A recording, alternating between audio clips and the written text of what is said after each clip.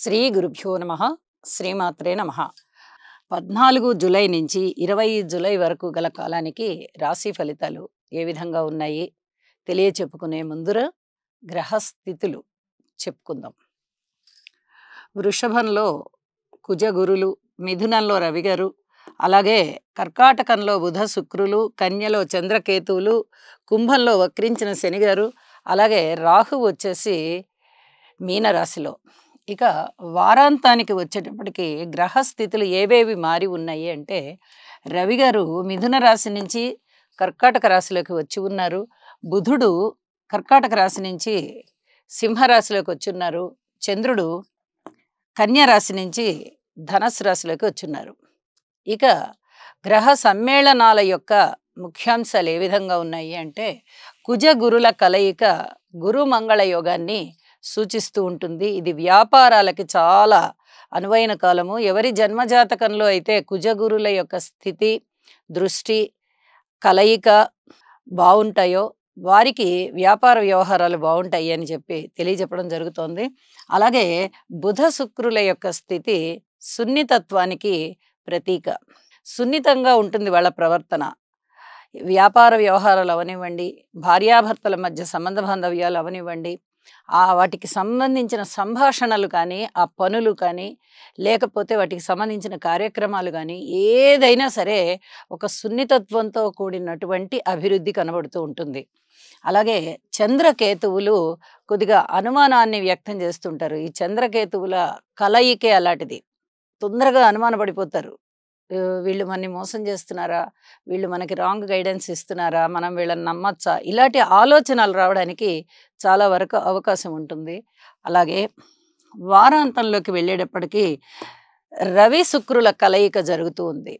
మరి రవి శుక్రుల కలయిక చక్కటి అడ్మినిస్ట్రేషన్కి, అలాగే లలిత కళలలో నిర్వహణ బాధ్యతలు, లలిత కళలకి సంబంధించిన సంస్థలు కానీ, లేదా ఈ సినిమాలు, నాటకాలు, నాట్యాలు, ఇలాంటి ప్రదర్శనలు, నాట్య ప్రదర్శనలు, ఇలాంటి వాటన్నిటికీ సంబంధించిన అడ్మినిస్ట్రేషన్ చాలా అత్యద్భుతంగా జరుగుతుంది అని చెప్పి తెలియచెప్పడం జరుగుతోంది.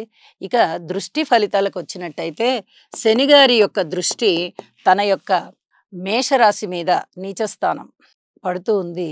ఇది కొంచెం ఆరోగ్యరీత్యా జాగ్రత్తగా ఉండవలసినటువంటి కాలము. అలాగే గురుని యొక్క దృష్టి చంద్రుని మీద పడుతూ ఉంది. ఆధ్యాత్మిక చింతన పెరుగుతుంది. చంద్రకేతువుల మీద పడుతూ ఉన్న కారణం చేత ఆత్మ సంయమన శక్తి పెరుగుతుంది, ఆధ్యాత్మికత పెరుగుతుంది. అలాగే ఆర్థికాభివృద్ధికి కూడా చాలా మంచి గ్రహాల దృష్టిలు అన్నమాట ఇవి. ఇవన్నీ కూడా చాలా చాలా బాగున్నాయి. వారాంతానికి వచ్చేటప్పటికి శనిగారి దృష్టి బుధుడి మీద పడుతూ ఉంది.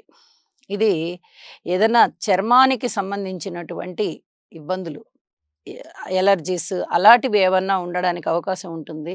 అయితే ఇది వారి వారి జన్మజాతకంలో అనారోగ్య స్థితులని బట్టి ఉంటుంది. ఈ గ్రహ సమ్మేళనాలకు కానీ, స్థితులకి కానీ, దృష్టులకి కానీ నవగ్రహ స్తోత్ర పారాయణలు అనేవి చాలా చాలా మంచిది. ఎందువల్ల అంటే, శనిగారి యొక్క స్థితి వక్రించి ఉంటూ తన యొక్క నీచస్థానాన్ని చూస్తోంది కాబట్టి ఇక్కడ శనిగారికి తప్పనిసరిగా చేసుకోవాలి. అలాగే శనిగారి దృష్టి బుధుని మీద పడుతూ ఉంది. ఇది కూడా తప్పనిసరిగా శనిగారికి స్తోత్ర పారాయణాలు చేసుకోవాల్సినటువంటి సమయంగా చెప్పచ్చు. అలాగే కుజ గురుల కలయిక గురు మంగళయోగం అయినప్పటికీ దాని నుంచి కంప్లీట్గా మనకి శుభత్వం పొందాలి అంటే స్తోత్ర పారాయణాలు అవసరం.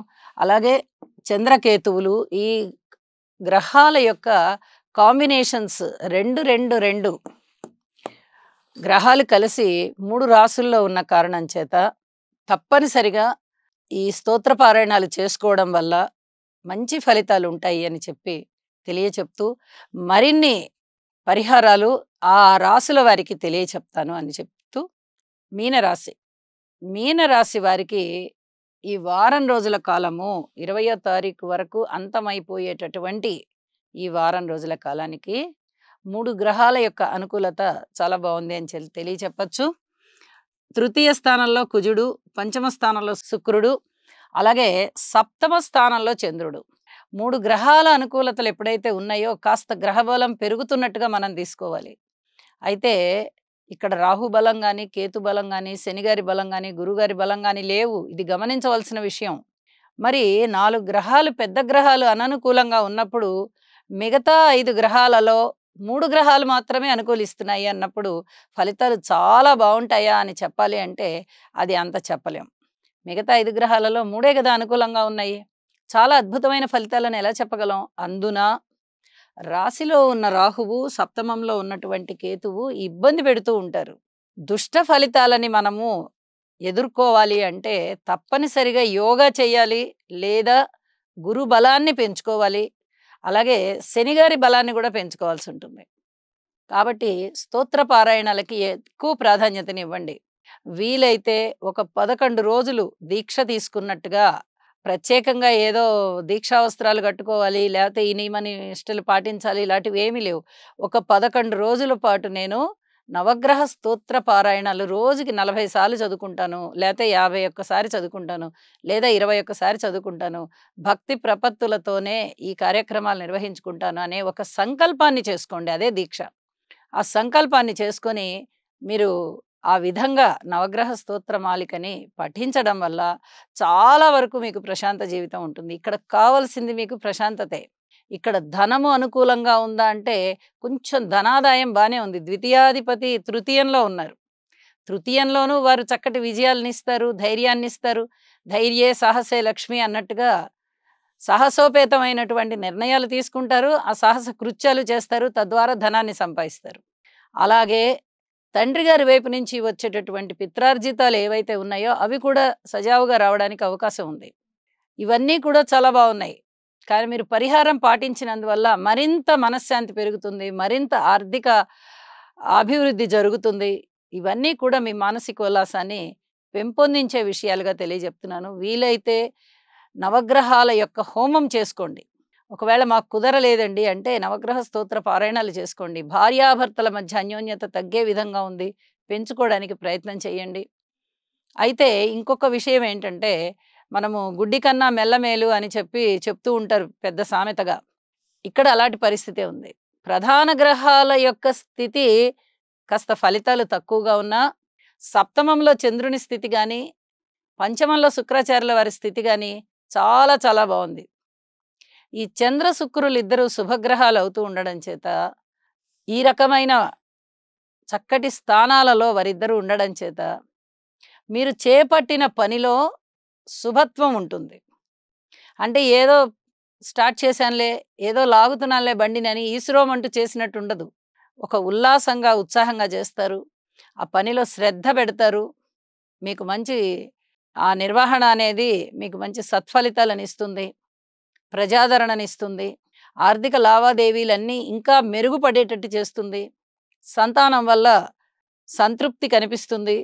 అలాగే బాల్యమిత్రులు కనిపించేటటువంటి పరిస్థితి ఏర్పడుతోంది ఇక్కడ. చాలా కాలం తర్వాత మిత్రుల్ని కలుసుకుంటారు. అనేక రకాల మీకు మనశ్శాంతి పెరిగే విధంగా ఉంది. దశమ స్థానంలోకి చంద్రుడు వచ్చేస్తున్నారు వారాంతానికి.